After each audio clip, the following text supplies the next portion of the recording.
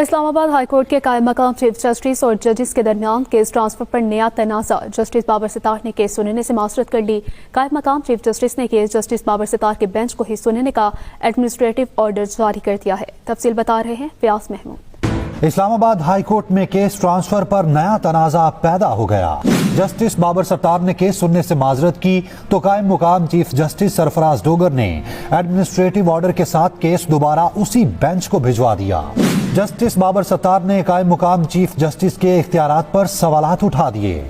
Justice Babar Sattar ने service case नए bench में समाअत के लिए मुकर्रर करने के लिए फाइल दोबारा डिप्टी रजिस्ट्रार को भिजवाने का 3 सफ़ात पर मुश्तमिल तहरीरी हुक्मनामा जारी कर दिया, जिसमें कहा गया 14 मार्च को इस अदालत ने केस किसी दूसरे बेंच के सामने मुकर्रर करने के लिए वापस भेजा। चीफ जस्टिस के इंतजामी साइड पर रिमार्क्स के साथ फाइल वापस आ गई कि यही बेंच इस केस को सुनेगा। जस्टिस बाबर सत्तार ने ऑर्डर में कहा केस इस अदालत को वापस भिजवाना लाजमी तौर पर चीफ जस्टिस ऑफिस या रजिस्ट्रार के स्टाफ की गैर दानिस्ता गलती होगी। चीफ जस्टिस के पास ये तय करने का कोई इख्तियार नहीं है कि एक अदालत ने लाजमी केस सुनना है।